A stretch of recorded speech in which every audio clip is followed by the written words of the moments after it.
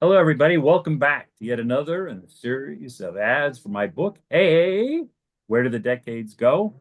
And this one takes place at Pasternak Place, where my brother Greg and I did some growing up. And we got Greg, something happened that was really great. Greg, do you want to it was pretty describe what fancy, happened one pretty day? fancy, pretty fancy. Well, first of all, we're it's 1960 whatever, and mid 60s, early 60s, and we get Dad comes home one day and he has a television and a television.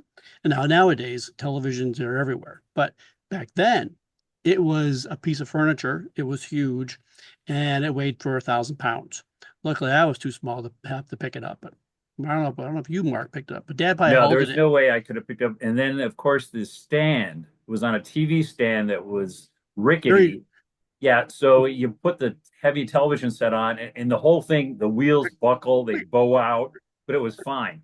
And of course, it's a good thing that you were already able to walk, but Gary, if he had gone up there and pulled on that TV set, he would have been wearing it because the you have been in it. set TV set. But that was not a concern.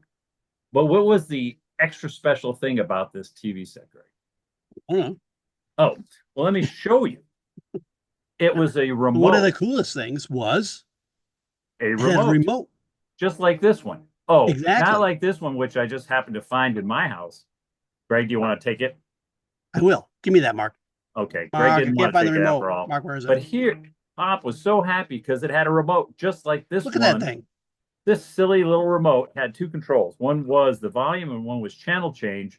And he goes, watch this. And clicks the button, which I don't know if you can hear.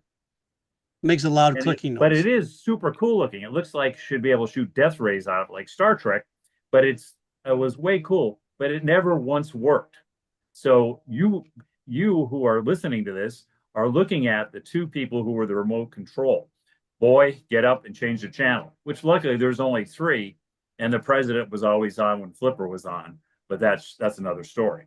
But that remote, which I happened to find one that was very similar to it on our friends on Evil Bay, that of course it didn't work, doesn't work any better now than it did then. And it was a Zenith TV, which of course, if anybody's back from those days, knows that brand.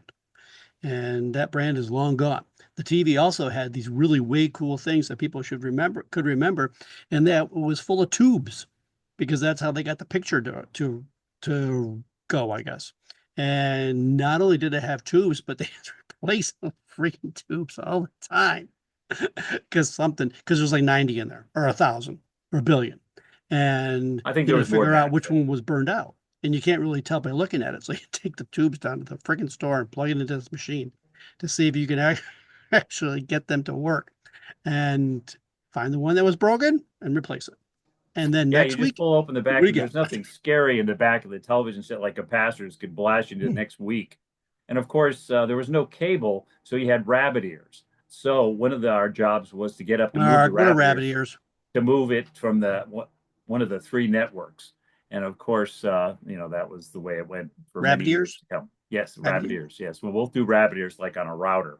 But wait a minute, who's got the router? Rabbit But ears? anyway, I hope you enjoyed this little flashback into the past. And remember, books available, give it a read. Thank you very much. Toodaloo.